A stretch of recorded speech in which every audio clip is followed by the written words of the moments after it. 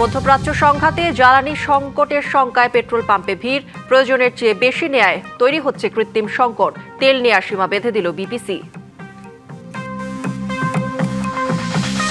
মানবাধিকার ও মত প্রকাশের স্বাধীনতা রক্ষায় প্রতিশ্রুতিবদ্ধ সরকার, বললেন প্রধানমন্ত্রী। দুর্নীতি মোকাবিলায় দৃঢ় পদক্ষেপ নেয়ার প্রত্যয়।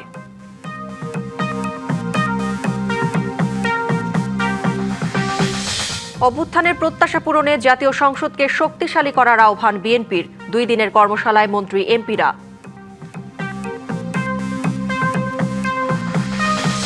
ডিপ স্টেটের পছন্দে নিয়োগ পেয়েছেন পররাষ্ট্রমন্ত্রী, দাবি জামায়াতের। রিজওয়ানা ও ডক্টর খলিলুরকে গ্রেপ্তার দাবিতে বিক্ষোভ।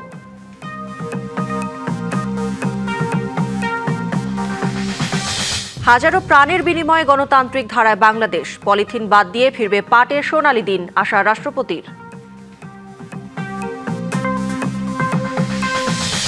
এবং ইসরায়েলের বেন গুরিয়ন বিমানবন্দরে ইরানি ক্ষেপণাস্ত্রের আঘাত, ইরানের নিঃশর্ত আত্মসমর্পণ চান ট্রাম্প।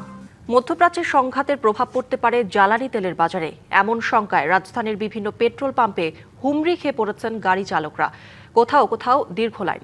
সামাজিক যোগাযোগ মাধ্যমে ছড়িয়ে পড়া সম্ভাব্য সংকট ও দাম বাড়ার গুজবে প্রয়োজনের চেয়ে বেশি তেল কিনে রাখছেন অনেকে। এতে কৃত্রিম সংকটে জটিল হচ্ছে পরিস্থিতি। জ্বালানি তেলের জন্য ব্যক্তিগত গাড়ি আর মোটরসাইকেলের দীর্ঘ সারি। পাম্পের সামনে অপেক্ষমান অসংখ্য চালক। কোথাও কোথাও সেই সারি ছড়িয়ে পড়েছে মূল সড়ক পর্যন্ত। রাজধানীর বিভিন্ন পেট্রোল পাম্পে দেখা গেছে এমন চিত্র। তেল সংকট বা দাম বাড়ার শঙ্কায় বৃহস্পতিবার থেকেই পাম্পে বাড়তি জ্বালানি নিতে ভিড় করছেন গ্রাহকরা। দুপুর বা বিকাল বা রাত্রে জ্যাম থাকে বেশি। এখন হয়তো সকালে আসলে তাড়াতাড়ি উঠায় নিয়ে চলে যেতে পারবো, আইসে এখানে দেখতেছি তার বিপরীত চিত্র। সামাজিক যোগাযোগ মাধ্যম সহ বিভিন্ন সূত্রে তেলের দাম বাড়তে পারে এমন খবর পেয়েই আগেভাগে তেল নিতে এসেছেন তারা। বাইকারদের কাছ থেকে শুনেছি যে তেলের সংকট হবে, এই জন্য আর তেল পাওয়া যাচ্ছে না, অনেক পাম্প বন্ধ হয়ে গেছে, এই জন্য আসা। আমি আসতে চাইছিলাম না, কালকে হঠাৎ করে আমার এক ফ্রেন্ড ফোন দিল যে যদি গাড়ি চলাস তাহলে অফিসে যাতায়াতের জন্য তেল কিছু টাঙ্কিটা বোঝাই করে রাখ। গতকাল থেকে আমরা বিভিন্ন সোশ্যাল মিডিয়ায় বা ফেসবুক বা ভাই ব্রাদার অনেকেই দেখে ভিডিও করে পাঠায় যে পাম্প স্টেশনগুলোতে অনেক ভিড়, তেলের সংকট, তেল নিয়ে রাখেন। 5 দিন চলার মতো তেল থাকার পরও অনেকেই ট্যাঙ্ক ভরে নিচ্ছেন। চালকদের কেউ কেউ বলছেন এতে কৃত্রিম সংকট তৈরি হচ্ছে। যারা এটা রেগুলার না, তারপরেও তারা দেখেন যে তেল এখান থেকে নিচ্ছে, নেওয়ার পর তারা স্টক করতেছে। অনেকে বেশি করে তেল নিতেছে আর অনেকে স্টক করতেছে ব্যবসায়ীরা, যার কারণে এই পাম্পের উপর চাপ পড়ছে। কেউ 2 ঘন্টা, কেউ তারও বেশি সময় ধরে লাইনে দাঁড়িয়ে আছেন। যত সময় লাগুক, উদ্দেশ্য একটাই, ট্যাঙ্ক ভরে তেল নেওয়া। শুনতেছি একটা ক্রাইসিস পড়বে, আপাতত টাঙ্কিতে যেটুক ধরে এটুক রাখতে যাচ্ছি। আমরা আবার হুজুকের মানুষ, তো একটা কিছু শুনলেই ওটাকে সিরিয়াস নিয়ে নেই আর কি, এটা জাতিগত সমস্যা। মোটরসাইকেল চালকদের কারো কারো অভিযোগ, অনেকেই বাসায় তেল রেখে আবার পাম্পে এসে তেল নিচ্ছেন, ফলে পরিস্থিতি আরো জটিল হচ্ছে। তেল শেষ হয়ে যাবে এই আশঙ্কার জন্য তারা তেল ভরে নিয়ে বাসায় গিয়ে ট্যাঙ্কিটা আনলোড করে আবার আসছে, যার কারণে এই যে প্রেশারটা। ম্যাক্সিমাম গাড়িতে তেল আছে, কিন্তু আমাদের ট্যাঙ্কি লোড করে রাখতে হবে। এইটা হচ্ছে মানে আমরা বাঙালি হুজুকে যে একটা মাতলামি করি, ওই জিনিসটা আমরা করতেছি, সবসময় দেখতেছি। গুজব ছড়াচ্ছে, মানুষের মাথার ভিতরে একটা ঢুকেছে, পাম্পে দিকে তেল দিচ্ছে না। আবার কিছু অসাধু ব্যবসায়ীও আছে, পাম্প বন্ধ করে দিচ্ছে, তারা এই সুযোগ নিচ্ছে। একেবারে গুজব। সরকার থেকে আমাদেরকে এখনো বলে নাই যে আমরা তেলের আপনাদেরকে রেশনিং করে দিছি অথবা তেল কম আছে। যাদের ট্যাঙ্ক ক্যাপাসিটি একটু কম, কিন্তু সারা দিন সারা রাত চালাইছে, ওরা তো আর বাড়তেছে না। এদিকে জ্বালানি বিভাগ জানিয়েছে বর্তমানে দেশে ডিজেল 14 দিন, অকটেন 28 দিন, পেট্রোল 15 দিন, ফার্নেস অয়েল 93 দিন এবং জেট ফুয়েলের 55 দিনের মজুত রয়েছে। সরবরাহ স্বাভাবিক রাখতে 2রা মার্চ পর্যন্ত 7টি জাহাজের এলসি সম্পন্ন হয়েছে। Ariful Islam, DBC news, Dhaka. রাজধানীর বাইরে তেলের পাম্পগুলোতে সাময়িক চাপ থাকলেও তেল সরবরাহ ও বিক্রি স্বাভাবিক রয়েছে। কয়েকটি পাম্পে দেখা গেছে বাড়তি চাপ। তেল সংকট দেখা দিতে পারে এমন শঙ্কায় আগেভাগেই ট্যাঙ্ক পূর্ণ করছেন চালকরা। এদিকে পাম্প মালিকরা বলছেন একসঙ্গে অনেক গ্রাহক তেল নিতে আসায় কিছু পাম্পে চাপ তৈরি হচ্ছে। মধ্যপ্রাচ্যের যুদ্ধ পরিস্থিতিতে তেল সংকট দেখা দিতে পারে এমন শঙ্কায় রাজধানীর বাইরে বিভিন্ন জেলার পাম্পগুলোতে বাড়তি চাপ দেখা দিয়েছে। রাজশাহীতে জ্বালানি তেলের পাম্পে ভিড় করছেন মোটরসাইকেল চালক ও বিভিন্ন যানবাহন চালকরা। স্টেশন মালিকরা বলছেন সবাই আতঙ্কিত হয়ে বেশি করে তেল নিয়ে রাখছে। আর আমরা জানি যে তেল হরমুজ প্রণালী দিয়ে আসে, এখন এই জন্য আমরা নিতে আসছি, হয়তো বাংলাদেশের তেল হয়তো শেষ হয়ে যাবে, এই ধারণা থেকে আমরা তাড়াতাড়ি তেল নিচ্ছি। সবাই ভয় করছে যে কোনো সময় তেলের দাম বাড়বে, যার কারণে অস্থিরতার কারণে আমরা সবাই মনে করছি যে ট্যাঙ্কি লোড করে নিয়ে রাখি। 2 তারিখ থেকে হঠাৎ কাস্টমার আমাদের বাড়তে শুরু করেছে, আমরা নিজেও জানি না কেন বাড়তে শুরু করেছে। আর যেদিন থেকে বিপিসি চেয়ারম্যান ঘোষণা করেছে যে এতদিনে মজুদ আছে, সেদিন থেকেই আমাদের এরকম চাপ শুরু হয়ে গেছে। যুদ্ধ শুরু হওয়ার পরের দিন থেকেই একটা আতঙ্ক তৈরি হয়ে গেছে যে তেল পাওয়া যাবে কি পাওয়া যাবে না, ওই আশঙ্কা থেকে মানুষ এত ভিড় করছে পাম্পে। আমাদের বাংলাদেশে আপাতত এখন পর্যন্ত কোনো সমস্যা নাই। সংকট আতঙ্কে চাঁপাইনবাবগঞ্জ ও চুয়াডাঙ্গায় তেল নিতে পাম্পগুলোতে স্বাভাবিকের তুলনায় ভিড় বেড়েছে। মধ্যপ্রাচ্য যুদ্ধ পরিস্থিতিতে তেলের সংকট দেখা দিতে পারে এমন শঙ্কা ক্রেতাদের। পাম্প মালিকরা বলছেন জ্বালানি তেলের সংকট নেই, তবে একসঙ্গে গ্রাহক বেড়ে যাওয়ায় চাপ দেখা দিয়েছে। তাই প্রয়োজনের অতিরিক্ত তেল না কেনার আহ্বান তাদের। আমাদের এখানে যেটুকু তেল আছে সেটুকু সবাইকে 200 টাকা করে দিচ্ছি। প্রত্যেকটা মানুষ আছে ট্যাঙ্কি ভর্তি করার জন্য জোর বুক করেছে তেল নিচ্ছে। একটা মোটরসাইকেলকে 300 টাকা করে তেল দিলে সে দিনে 4 বার তেল নিচ্ছে। তবে বরিশালের চিত্র অনেকটা স্বাভাবিক দিনের মতো। এছাড়া সারা দেশেই কিছু কিছু জায়গায় সাময়িক চাপ থাকলেও তেল সরবরাহ ও বিক্রি স্বাভাবিক রয়েছে। লিখন খাদ্য ভৌমিক, ডিবিসি নিউজ ডেস্ক। এবার ফিলিং স্টেশন থেকে তেল সরবরাহের সীমা বেঁধে দিয়েছে বাংলাদেশ পেট্রোলিয়াম কর্পোরেশন বিপিসি। শুক্রবার বিপিসির এক প্রজ্ঞাপনে এই নির্দেশনা জানানো হয়। এতে বলা হয় মোটরসাইকেলে দিনে 2 লিটার পেট্রোল বা অকটেন নিতে পারবে। ব্যক্তিগত গাড়ির ক্ষেত্রে নেওয়া যাবে 10 লিটার তেল। জিপ ও মাইক্রোবাস দিনে পাবে 20 থেকে 25 লিটার। পিকআপ বা লোকাল বাস দিনে ডিজেল নিতে পারবে 70 থেকে 80 লিটার। আর দূরপাল্লার বাস, ট্রাক, কাভার্ড ভ্যান বা কন্টেইনার ট্রাক দৈনিক 200 থেকে 220 লিটার তেল নিতে পারবে। মধ্যপ্রাচ্য সংঘাতের প্রভাব পড়তে পারে জ্বালানি তেলের বাজারে, এমন শঙ্কায় রাজধানী সহ দেশের বিভিন্ন পেট্রোল পাম্পে বৃহস্পতিবার থেকেই তেল নেয়ার দীর্ঘ লাইন দেখা যায়। এরই পরিপ্রেক্ষিতে এই নির্দেশনা দিল সরকার। সরকারের সব স্তরের দুর্নীতি মোকাবিলায় দৃঢ় পদক্ষেপ নেওয়া হয়েছে বলে জানিয়েছেন প্রধানমন্ত্রী তারেক রহমান। ঢাকায় নিযুক্ত বিভিন্ন দেশের কূটনীতিকদের সঙ্গে ইফতারে যোগ দিয়ে প্রধানমন্ত্রী আরও বলেন, মানবাধিকার ও মত প্রকাশের স্বাধীনতা রক্ষায় সরকার প্রতিশ্রুতিবদ্ধ। সন্ধ্যায় রাজধানীর রাষ্ট্রীয় অতিথি ভবন যমুনায় এই ইফতারের আয়োজন করা হয়। এ সময় জাতিসংঘ সাধারণ পরিষদের 81তম অধিবেশনের সভাপতি পদে বাংলাদেশের প্রার্থী পররাষ্ট্রমন্ত্রী ডক্টর খলিলুর রহমানের প্রতি সমর্থন দিতে কূটনীতিকদের প্রতি আহ্বান জানান তিনি। ইফতারে ঢাকায় কর্মরত বিভিন্ন দেশের রাষ্ট্রদূত, হাইকমিশনার ও কূটনৈতিক মিশনের প্রতিনিধিরা অংশ নেন। এ সময় বাংলাদেশের সঙ্গে সংশ্লিষ্ট দেশগুলোর কূটনৈতিক সম্পর্ক, পারস্পরিক সহযোগিতা এবং বন্ধুত্বপূর্ণ সম্পর্ক আরও জোরদারের বিষয়েও আলোচনা হয়। ইফতার অনুষ্ঠানে প্রধানমন্ত্রীর সঙ্গে উপস্থিত ছিলেন তার সহধর্মিনী ডাক্তার জুবাইদা রহমান ও কন্যা ব্যারিস্টার জাইমা রহমান। জুলাই গণ অভ্যুত্থানের প্রত্যাশা পূরণে জাতীয় সংসদকে শক্তিশালী করা দরকার, একথা জানিয়েছেন স্বরাষ্ট্রমন্ত্রী সালাউদ্দিন আহমেদ। তিনি মনে করেন বিরোধী দল থেকে ডেপুটি স্পিকার নির্বাচনের প্রস্তাব ইতিবাচক হিসেবে দেখা উচিত। রাজধানীর গুলশানে মন্ত্রী এমপিদের 2 দিনের প্রশিক্ষণ কর্মশালার ফাঁকে এই আহ্বান জানান তিনি। রাজধানীর গুলশানে এই কর্মশালার উদ্বোধন করেন বিএনপি চেয়ারম্যান ও প্রধানমন্ত্রী তারেক রহমান। দলের প্রশিক্ষণ কর্মশালার অংশ হিসেবে শুক্রবার সকাল 10:15টার পরে গুলশানে বিএনপি চেয়ারম্যানের রাজনৈতিক কার্যালয়ে আসেন প্রধানমন্ত্রী তারেক রহমান। তার আগেই আসেন সরকারি মন্ত্রী, প্রতিমন্ত্রী, উপদেষ্টারা। প্রশিক্ষণ কর্মশালার উদ্বোধনও করেন বিএনপি চেয়ারম্যান ও প্রধানমন্ত্রী। কর্মশালার শুরুতে বক্তব্য রাখেন তিনি। প্রথম সেশনের কর্মশালায় মন্ত্রী, প্রতিমন্ত্রী, উপদেষ্টা, সংসদের চিফ হুইপরা অংশ নেন। এখন কথা হলো আমরা পরে কর্মশালার উদ্দেশ্য তুলে ধরেন স্বরাষ্ট্রমন্ত্রী সালাউদ্দিন আহমেদ। জাতীয় সংসদ সদস্যদেরকে আরও বেশি বিশেষজ্ঞ বানিয়ে সদস্যদের বিশেষজ্ঞ বানা অথবা বিশেষজ্ঞ সদস্য তৈরি করার মধ্য দিয়ে জাতীয় সংসদকে অনেক বেশি স্ট্রেনথেন করা যায়, শক্তিশালী করা যায় এবং জাতীয় সংসদের ভূমিকার মধ্য দিয়ে জাতির প্রতি অনেক বেশি অবদান রাখা যায়। সেই লক্ষ্যে সবাই একসাথে আমরা আলাপ আলোচনা করে নিজেদের মধ্যে কিছু আমরা শিখি এই প্রোগ্রামটা করব, সেটা আজকে শুরু হয়েছে। সাংবাদিকদের প্রশ্নের জবাবে তিনি বলেন, সংসদে বিরোধী দল থেকে ডেপুটি স্পিকার নির্বাচনের প্রস্তাব ইতিবাচক হিসেবে দেখা উচিত। ওনারা সঠিক বলেছেন যে সংবিধান সংশোধিত হবে, 2টা ডেপুটি স্পিকারের পদ সৃজন হবে, তারপরে একটা ডেপুটি স্পিকার তারা পাবেন একজন।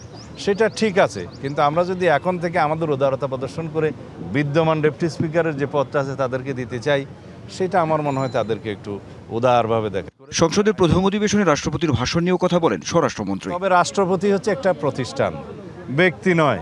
প্রতিষ্ঠান হিসেবে সাংবিধানিকভাবে যা কিছুই আছে রাষ্ট্রপতি সংসদ অধিবেশনের প্রথমেই ভাষণ দিবেন, সেইটা দেওয়ার বিধান আছে, সংবিধান আছে, রুলস অফ প্রসিডিউর আছে। সুতরাং সেই মতে আমরা যাব। 2 দিনের কর্মশালায় আগামীকাল শনিবার সকালের পর্বে ঢাকা জেলা, ময়মনসিংহ, ফরিদপুর ও ঢাকা বিভাগের বাকি সংসদ সদস্যরা এবং বিকেলের পর্বে সিলেট, কুমিল্লা ও চট্টগ্রাম বিভাগের সংসদ সদস্যরা অংশ নেবেন। Anwar Hossain, DBC news, Dhaka.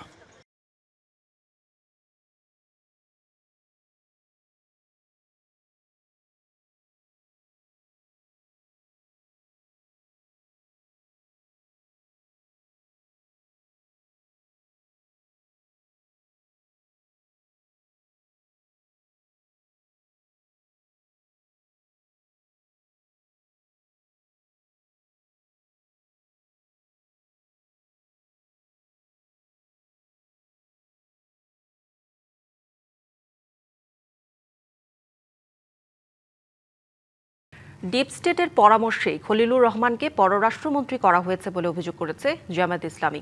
দলটির সেক্রেটারি জেনারেল বলেছেন, ভোট গণনা ও ফলাফল প্রক্রিয়া পুরোটাই ছিল ইঞ্জিনিয়ারিংয়ে ভরা। সাবেক উপদেষ্টা সৈয়দা রিজওয়ানা সেই ইঞ্জিনিয়ারিংয়ের প্রত্যক্ষ রাজসাক্ষী বলেও অভিযোগ তার। বিদায়ী অন্তর্বর্তী সরকারের উপদেষ্টা সৈয়দা রিজওয়ানা হাসান ও বর্তমান পররাষ্ট্রমন্ত্রী খলিলুর রহমানকে গ্রেপ্তার ও জিজ্ঞাসাবাদের দাবিতে বিক্ষোভ মিছিল করেছে বাংলাদেশ জামায়াতে ইসলামী। শুক্রবার জুমার নামাজের পর রাজধানীর বাইতুল মোকাররম জাতীয় মসজিদের উত্তর গেট থেকে এই মিছিল বের হয়।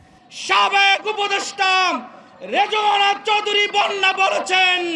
ঢাকা মহানগর জামায়াত ইসলামের উদ্যোগে আয়োজিত সমাবেশে প্রধান অতিথি ছিলেন দলের সেক্রেটারি জেনারেল মিয়া গোলাম পরোয়ার। এতে অংশ নিয়ে অভিযোগ করেন, ডিপ স্টেটের কর্তারাই ডক্টর খলিলুরকে পছন্দ করেই পররাষ্ট্রমন্ত্রী বানিয়েছেন। তাদেরই সরকারে আপনি যোগ দিলেন, শুধু ইচ্ছা করে যোগ দেন নাই। নিশ্চয়ই সরকারে যারা আছেন, ডিপ স্টেটে যারা ছিলেন, those who are policy maker, যারা পলিসি মেকিং করেন, তারাই পছন্দ করে আপনাকে পিক আপ করে আপনাকে আবার ক্যাবিনেটে নিয়ে আসে। এ সময় মিয়া গোলাম পরোয়ার অভিযোগ করেন, ভোট গণনা ও ফলাফল প্রক্রিয়া দুটোই ছিল ইঞ্জিনিয়ারিংয়ে ভরা। দক্ষ ইঞ্জিনিয়াররাই দক্ষতার সঙ্গে কাজ করেছে। যখন ভোট গণনা, রেজাল্ট শিট তৈরি করা, ফলাফল ঘোষণা, প্রতিটি পর্বে পর্বে ইলেকশনের ইঞ্জিনিয়ারিং করা হয়েছে। তার একটা কৃতজ্ঞতা তো করতে হয়, নুন খাইলে তো গুণ গাইতে হয়। তাই আপনাকে এই পররাষ্ট্রমন্ত্রী পদটা উপহার দেওয়া হয়েছে। বিক্ষোভ মিছিলে অংশ নেয়া নেতাকর্মীরা বিতর্কিত ইলেকশন ইঞ্জিনিয়ারিংয়ের মাধ্যমে জনগণের রায় পাল্টে দেওয়ার চেষ্টার অভিযোগে সৈয়দা রিজওয়ানা ও ডক্টর খলিলুরের শাস্তি দাবি করেন। বাইরের কোন মিডিয়াতে বা আনন্দবাজারে সব সাক্ষাৎকার দিচ্ছেন, আমরা এই ধরনের বক্তব্যকে কিছুটা উস্কানিমূলক বক্তব্য মনে করি। Sani Ahmed, DBC news, Dhaka. জুলাই আগস্টের ছাত্র জনতার গণঅভ্যুত্থানে যারা সামনের সারিতে থেকে নেতৃত্ব দিয়েছেন, তাদের একটি বড় অংশই বর্তমানে জাতীয় নাগরিক পার্টি এনসিপির সাথে যুক্ত রয়েছেন বলে জানিয়েছেন দলটির আহ্বায়ক নাহিদ ইসলাম। শুক্রবার বিকেলে রাজধানীর বাংলা মোটরে দলের কেন্দ্রীয় কার্যালয়ে এনসিপির যাত্রা শীর্ষক বইয়ের মোড়ক উন্মোচন অনুষ্ঠানে প্রধান অতিথির বক্তব্যে এই দাবি করেন তিনি। এ সময় সরকারকে দায়িত্বশীল আচরণের তাগিদ দিয়ে নাহিদ ইসলাম বলেন, জুলাই ও এনসিপি নিয়ে বাংলাদেশের চাইতে বিদেশি গবেষকদের আগ্রহ বেশি। শিল্প, সাহিত্য, সংস্কৃতির মধ্য দিয়েই অভ্যুত্থান বেঁচে থাকবে বলেও মন্তব্য করেন তিনি। এদিকে সংস্কারের জন্য দ্রুত রিফর্ম অ্যাসেম্বলি গঠনের উদ্যোগ নেওয়ার দাবি করেন দলটির মুখ্য সমন্বয়ক নাসির উদ্দিন পাটোয়ারি।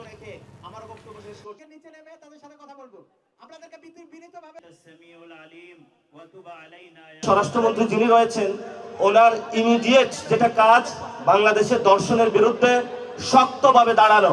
বাংলাদেশের থেকে বাংলাদেশের বাইরে যারা আন্তর্জাতিক পর্যায়ে মিডিয়া বা গবেষক আছেন, তাদের আগ্রহ অনেক বেশি। জুলাই গণ অভ্যুত্থান নিয়ে আমাদের আরও বেশি বই লেখা উচিত।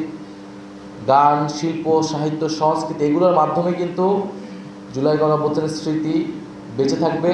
হাজারো প্রাণের বিনিময়ে গণতন্ত্রের ধারায় ফিরেছে বাংলাদেশ, এমন মন্তব্য করে শহীদদের আকাঙ্ক্ষা পূরণে জ্ঞান বিজ্ঞানে এগিয়ে যাওয়ার ওপর জোর দিয়েছেন রাষ্ট্রপতি মোহাম্মদ শাহাবুদ্দিন।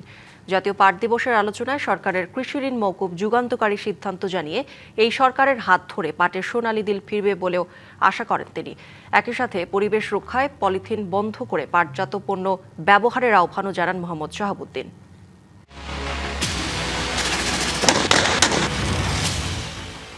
ছাত্র জনতার গণ অভ্যুত্থানে ২০২৪ সালের ৫ই আগস্ট পতন হয় আওয়ামী লীগ সরকারের। ওই আন্দোলনে গণহত্যার অভিযোগ আওয়ামী লীগ এবং অনেক কর্মকর্তার বিরুদ্ধে। এরপর অন্তর্বর্তী সরকারের প্রায় ১৮ মাসের মাথায় গত ১২ই ফেব্রুয়ারি সুষ্ঠু ও গ্রহণযোগ্য নির্বাচনে নিরঙ্কুশ জয় পায় বিএনপি। দলটির চেয়ারম্যান তারেক রহমানের নেতৃত্বে যাত্রা শুরু হয় নতুন গণতান্ত্রিক সরকারের। নতুন সরকার দায়িত্ব নেয়ার পর শুক্রবার ওসমানী স্মৃতি মিলনায়তনে জাতীয় পাট দিবসের আয়োজনে প্রধান অতিথি হিসেবে অংশ নেন রাষ্ট্রপতি মোহাম্মদ শাহাবুদ্দিন। যদিও এর আগে দীর্ঘদিন এমন কোনো আয়োজনে অংশ নিতে দেখা যায়নি তাকে। এদিন রাষ্ট্রপতি কথা বলেন দেশের গণতান্ত্রিক ধারায় ফেরা ও শহীদদের আকাঙ্ক্ষা পূরণ নিয়ে।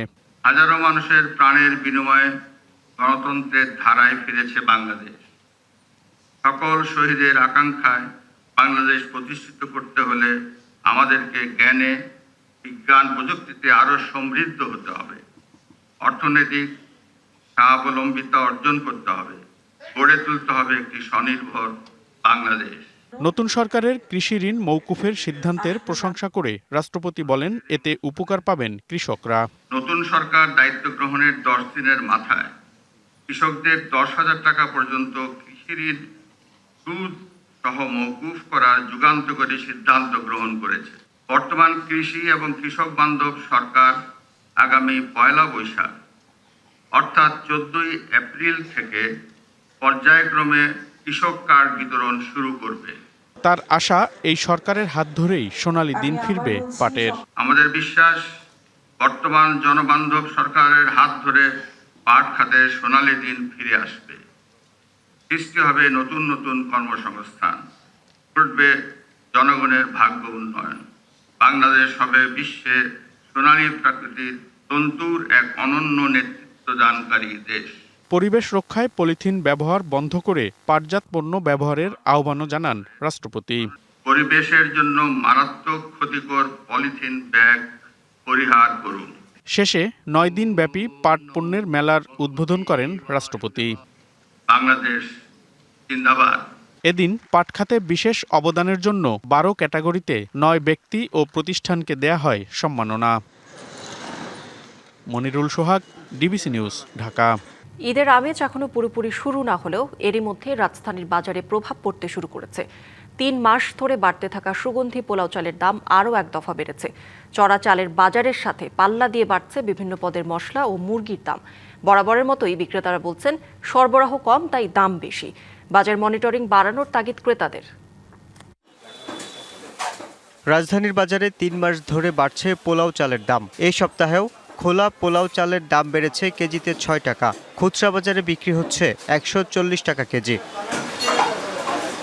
আর প্যাকেটজাত পোলাও চাল বিক্রি হচ্ছে 160 থেকে 170 টাকা কেজি। এবার কম ফলন কম হয়েছে, আবার দ্বিতীয় কথা এটা বাইরে সাপ্লাই যায়, ওই হিসাবে মনে করেন বাজারটা একটু বাইরে গেছে। পোলাও চালের দামটা বাড়তে ভাই। আমি এর আগে কিনছিলাম 30 টাকা, 130 টাকা পাইকারি। আজকে গতকালকে কিনলাম বললো 4 তারিখের বাজার 136 টাকা। ঈদ সামনে রেখে ঊর্ধ্বমুখী মশলার দামও। আলু বোখারা 200 টাকা বেড়ে 1000 টাকা কেজি, কিশমিশ 800 বেড়ে 900 টাকা কেজি, পেস্তা বাদাম 2700 টাকা থেকে বেড়ে 3300 টাকা কেজি বিক্রি হচ্ছে। আলু বোখারা আগে 500-600 টাকা কেজি আছিল, এখন বাড়ছে ধরেন 900 টাকার উপরে চলে আলু বোখারা। কিশমিশ ধরেন কেজিতে ধরেন 150 টাকা বাড়ছে। কমেছিল মুরগির দামও। ঈদের আমেজ বাড়িয়ে দিয়েছে নিম্ন ও মধ্যবিত্তের প্রোটিনের যোগানদাতা এ পণ্যটির দাম। কেজিতে 20 থেকে 30 টাকা বেড়েছে ব্রয়লার এবং সোনালী মুরগির দাম। ব্রয়লার 200 থেকে 210 টাকা এবং সোনালী মুরগি 310 থেকে 320 টাকা কেজি দরে বিক্রি হচ্ছে। দাম খালি একদিনের পর একদিন উঠানামা করছে। কালকে বেচছে আপনার 200 টাকা, আজকে কিনছি 203 টাকা। কিছুটা কমলেও এখনও চড়া সবজির দাম। বেগুন 100 থেকে 120 টাকা, শসা 80 থেকে 120 টাকা, করলা 140 থেকে 150 টাকা, পটল 180 টাকা কেজি। বেগুনের দামটা হালকা একটু কমছে, 120 ছিল 100 টাকা পড়ছে। আর শসার দাম একটু কম, মানে গত সপ্তাহের তুলনায় সপ্তাহে একটু কম। আমগো তো কিনার উপরে বিক্রি। ঈদ সামনে রেখে বাজার সিন্ডিকেট কঠোরভাবে নিয়ন্ত্রণ করার দাবি ক্রেতাদের। যেভাবে হোক চলতে তো হবে, কিন্তু কষ্ট তো থাকে। সরকারের কাছে আবেদন থাকবে যেন মানে নিয়ন্ত্রিত ওয়েতে এটা আরও নিয়ন্ত্রণ যেন করে। তবে বাজারে অপরিবর্তিত আছে খাসি এবং গরুর মাংসের দাম। Yusuf Rana, DBC news, Dhaka. শিবগঞ্জ উপজেলা বগুড়া কল্যাণ সমিতি ঢাকার উদ্যোগে বার্ষিক দোয়া ও ইফতার মাহফিল অনুষ্ঠিত হয়েছে। শুক্রবার বাংলাদেশ বার কাউন্সিল ভবনে এই অনুষ্ঠানে বগুড়া 2 আসনের নবনির্বাচিত সংসদ সদস্য এবং স্থানীয় সরকার, পল্লী উন্নয়ন ও সমবায় প্রতিমন্ত্রী মীর শাহে আলমকে ফুলেল সংবর্ধনা ও সম্মাননা ক্রেস্ট প্রদান করা হয়। অনুষ্ঠানে প্রতিমন্ত্রী বলেন, দীর্ঘ প্রায় 17 বছর ধরে বঞ্চিত বগুড়া তথা শিবগঞ্জের মানুষের ন্যায্য দাবি দাওয়া পূরণে তিনি অঙ্গীকারাবদ্ধ। শিবগঞ্জ উপজেলার মানুষের উন্নয়নে সম্মিলিতভাবে কাজ করার বিষয়ে আন্তরিক হওয়ার আশা ব্যক্ত করেন তিনি। অনুষ্ঠানে বিশেষ অতিথি ছিলেন বাংলাদেশ রিলিফ কমিটির চেয়ারম্যান ও বগুড়া জিপি অ্যাডভোকেট মোহাম্মদ শফিকুল ইসলাম টুকু এবং পাবলিক প্রসিকিউটর ও বাংলাদেশ জাতীয়তাবাদী আইনজীবী সমিতির বগুড়া ইউনিটের সভাপতি অ্যাডভোকেট মোহাম্মদ আব্দুল বাসেদ। আসছে ঈদ, তাই সবার চাই নতুন পোশাক। ক্রেতার উপচে পড়া ভিড় রাজশাহীর ঈদ মার্কেটগুলোতে। ক্রেতার অভিযোগ, এবার পণ্যের দাম অনেক বেশি, এজন্য উৎপাদন খরচ বেড়ে যাওয়াকে দুষছেন বিক্রেতারা। এবারের ঈদে সারারা, গারারা, জিপসি, আফগানি পোশাক, ইন্ডিয়ান ও পাকিস্তানি সহ হাজারো রকমের পোশাকে ভরপুর রাজশাহীর দোকানগুলো। তবে ক্রেতাদের অভিযোগ, গেলবারের তুলনায় এবার পোশাকের দাম প্রায় দ্বিগুণ। যতটুকু দেখলাম দাম মোটামুটি অন্য বাড়ি থেকে এবার অনেক বেশি। পাঞ্জাবি দেখলাম বেশ কয়েকটা দোকানে, কিন্তু তুলনামূলক দাম বেশি আমার কাছে মনে হচ্ছে। সব জিনিসপত্র সঠিকভাবেই পাওয়া আছে, অ্যাভেলেবল, কিন্তু দামটা একটু বেশি। গায়ে যে দামটা দেওয়া আছে এর তো কমানোর কোনো সুযোগ নাই, অতিরিক্ত বেশি। বিক্রেতারা দাম বেশির কথা স্বীকার করে বলছেন, উৎপাদন খরচ বেড়ে যাওয়ায় তারা পাইকারিতেই কিনছেন বেশি দামে। পাকিস্তানের জর্জেট সিল্ক এগুলো আসছে, ইন্ডিয়ান কিছু আসছে, মহীশূরের সিল্ক আসছে। দামি ড্রেস যে আমরা নিয়ে আসছি, কাস্টমার সেভাবে চাহিদা নাই। যেখান থেকে নিয়ে আসছি তারাই হলো ওখান থেকে দাম বেশি ড্রেসের। এখানে এসে তো আমাদের দাম বেশি কোনো সিস্টেম নাই। প্রত্যেকটা জিনিসের কস্টিং খরচ বেড়ে গেছে, এই কারণে দাম বাড়তে। তবে এত কিছুর পরও রাজশাহীর নামি দামি শোরুমগুলোতে জমে উঠেছে বেচাকেনা। আমাদের ক্রেতা সমাগম মোটামুটি আস্তে আস্তে বাড়ছে। আর যেহেতু সামনে একটা উইকেন্ড আছে, বৃহস্পতি, শুক্র, শনি সাধারণত আমাদের সেল একটু ভালো হয়। তো আমরা আশা করছি সামনে আরও আমাদের একটু ভালো সেল আমরা আশা করছি। ব্যবসায়ীদের আশা, এবারের ঈদে গত বছরের তুলনায় বেচাকেনা ভালো হবে। Sourav Habib, DBC news, Rajshahi. Sonagarh university summer 2026 সেমিস্টারে ভর্তি ইচ্ছুক শিক্ষার্থীদের জন্য ভর্তি ফিয়ের ওপর 40% ছাড়ে মাসব্যাপী 3টি অনুষদের 13 বিভাগে 21 বিষয়ে ভর্তি মেলা চলছে। শুক্রবার ইউনিভার্সিটির পান্থপথ গ্রিন রোডে এই ভর্তি মেলার উদ্বোধন করেন ইউনিভার্সিটি ট্রাস্টি বোর্ডের সদস্য অ্যাডভোকেট উম্মে সালমা। এ সময় উপস্থিত ছিলেন ট্রাস্টি বোর্ডের উপদেষ্টা আজিজুল বারী, ইউনিভার্সিটির ভারপ্রাপ্ত উপাচার্য অধ্যাপক ডক্টর মোহাম্মদ একরামুল ইসলাম, উপাচার্য প্রফেসর বুলবুল আহমেদ সহ বিভিন্ন অনুষদের ডিন, বিভাগীয় প্রধান, কোঅর্ডিনেটর এবং দপ্তর প্রধান সহ শিক্ষক, কর্মকর্তা ও শিক্ষার্থীরা। জাহাঙ্গীরনগর বিশ্ববিদ্যালয়ে অনুষ্ঠিত হল সাঁওতাল আদিবাসীদের অন্যতম ধর্মীয় উৎসব বাহাবঙ্গা পরব। বসন্তকে বিদায় জানিয়ে নতুন বছরকে স্বাগত জানাতেই শুক্রবার দিনব্যাপী এই উৎসব। সকাল থেকে শুরু হওয়া এই উৎসব ঘিরে ছিল বর্ণাঢ্য আয়োজন। নাচে গানে বিশ্ববিদ্যালয়ের 7ম ছায়ামঞ্চ পরিণত হয় একখণ্ড সাঁওতাল পল্লীতে। উৎসবের মূল আকর্ষণ ছিল ধামসা মাদলের তালে ঐতিহ্যবাহী নাচ ও গান। আর সেই সুর তালে মেতে উঠেছিলেন সাঁওতালি আদিবাসীদের পাশাপাশি বিশ্ববিদ্যালয়ের অন্য শিক্ষার্থীরাও। জাতিগত ঐতিহ্য রক্ষায় সকল ধর্ম, বর্ণ নির্বিশেষে সকলের অংশগ্রহণে এমন আয়োজনে উচ্ছ্বসিত তারা। বাহাবঙ্গা পরব শুধু একটি উৎসব নয়, এটি সাঁওতালদের বৈচিত্র্যময় এক সৌন্দর্য। এটি বৈচিত্র্যকে সার্বজনীন স্বীকৃতি দেওয়ার আহ্বান সংশ্লিষ্টদের।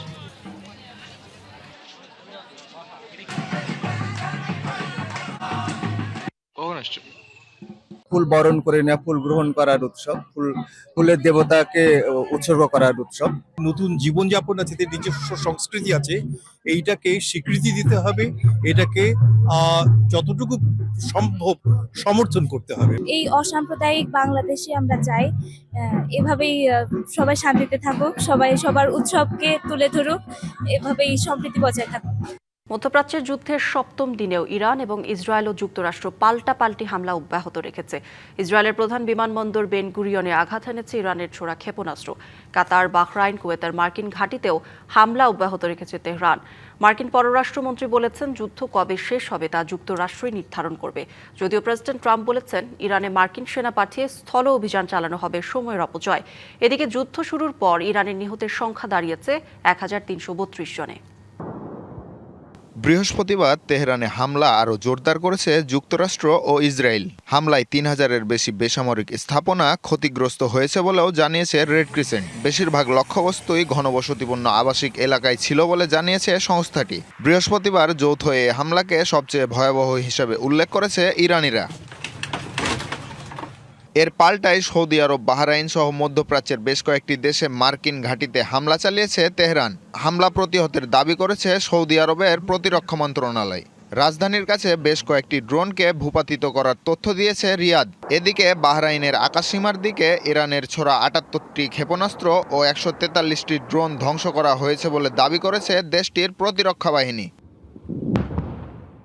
এক বিবৃতিতে হামলাগুলোকে বিশ্বাসঘাতক বলে উল্লেখ করেছে বাহরাইন ডিফেন্স ফোর্স। কুয়েতেও মার্কিন ঘাঁটিতে হামলা চালানোর পাশাপাশি আরও হামলার হুঁশিয়ারি দিয়েছে তেহরান। এদিকে ইসরায়েলের প্রধান ও বৃহত্তম বেন গুরিয়ন বিমানবন্দরে আঘাত হেনেছে ইরানি ক্ষেপণাস্ত্র। ইসরায়েলের গণমাধ্যম বিষয়টি নিশ্চিত করলেও সরকারের তরফ থেকে কোনো মন্তব্য পাওয়া যায়নি। ইরান যুদ্ধে ব্যয় বেড়েই চলেছে যুক্তরাষ্ট্রের। তবে মার্কিন প্রতিরক্ষামন্ত্রী পিট হেগসেতের দাবি, ইরানের বিরুদ্ধে অভিযান চালিয়ে যেতে পর্যাপ্ত সক্ষমতা আছে তাদের।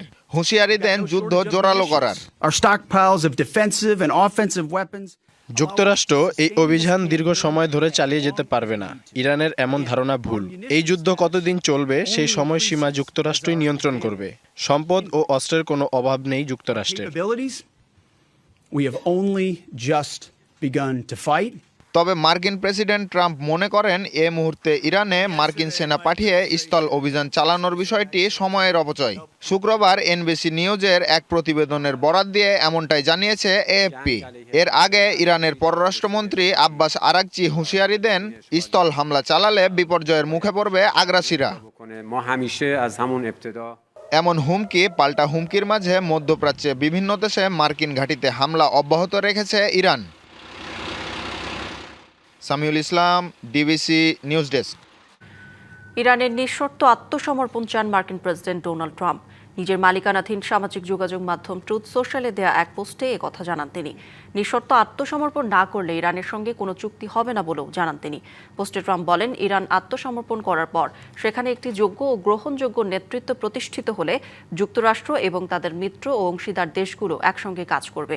তাদের লক্ষ্য হবে ধ্বংসের দ্বারপ্রান্ত থেকে ফিরিয়ে এনে অর্থনৈতিকভাবে ইরানকে আগের যে কোনো সময়ের চেয়ে বড়, শক্তিশালী ও সমৃদ্ধ দেশে পরিণত করা। তিনি আরও বলেন, ভবিষ্যতে ইরানের জন্য একটি উজ্জ্বল ভবিষ্যৎ অপেক্ষা করছে। পোস্টে তিনি মেক ইরান গ্রেট এগেইন স্লোগানও উল্লেখ করেন। নেপালের পার্লামেন্ট নির্বাচনে বড় ব্যবধানে জয়ের পথে দেশটিতে সাম্প্রতিক গণ অভ্যুত্থানে নেতৃত্ব দেওয়া রাষ্ট্রীয় স্বতন্ত্র পার্টি আরএসপি। শেষ খবর পাওয়া পর্যন্ত দলটি প্রায় ১১০টি আসনে এগিয়ে আছে। সমান সংখ্যক ১১টি করে আসনে এগিয়ে থেকে নিকটতম অবস্থানে রয়েছে নেপালি কংগ্রেস ও communist party of Nepal UML.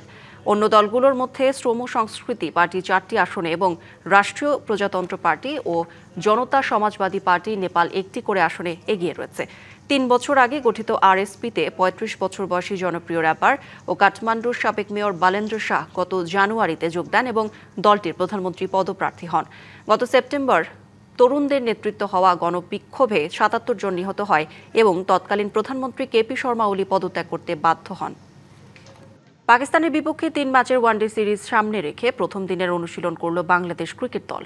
15 জনের স্কোয়াডের সবাই ঘাম ঝরিয়েছেন অনুশীলনে। লম্বা বিরতির পর জাতীয় দলের অনুশীলনে উপস্থিত ছিলেন কোচিং স্টাফের সব সদস্যই। প্রথম দিনে ফ্লাড লাইটের আলোয় নিজেদের ঝালিয়ে নিল ক্রিকেটাররা। অনুশীলনের শুরু যথারীতি স্ট্রেচিং দিয়ে। এরপর শুরু হয় ব্যাট বলের অনুশীলন। মুস্তাফিজ তাসকিনদের বলে তানজিদ তামিম, লিটন দাসদের ব্যাটিং। নিজের ব্যাটিংয়ের পর বল হাতেও নেট সেশন করেছেন ওয়ানডে অধিনায়ক মেহেদী মিরাজ। আগামী 9 মার্চ ঢাকায় আসবে পাকিস্তান দল। এরপর 11, 13 ও 15 মার্চ মিরপুরে করাবে 2 দলের 3 ম্যাচের ওয়ানডে সিরিজ। সামনে আমাদের মূল ফোকাস থাকবে অবশ্যই 50 ওভার্স ম্যাচে 2027 বিশ্বকাপকে সামনে রেখে। তো একদিক থেকে এটা নতুন একটা শুরু অবশ্যই। 3টা ম্যাচই মিরপুরে হবে ফর অবভিয়াস রিজনস এবং আমরা রিসেন্টলি দেখেছি মিরপুরে আগে যেই ট্র্যাডিশনালি লো এবং স্লো উইকেট হতো তেমন উইকেট কিন্তু হয় না। এখন যে ধরনের উইকেট আমরা রিসেন্টলি খেলে এসেছি সেরকম উইকেট থাকবে। সংবাদে এই ছিল এখনকার মতো। ডিবিসি নিউজের সংবাদগুলো পড়তে ভিজিট করুন dbcnews.tv আর ভিজিট করুন ডিবিসির ফেসবুক পেজ এবং ইউটিউব চ্যানেল। ডিবিসির সঙ্গেই থাকুন।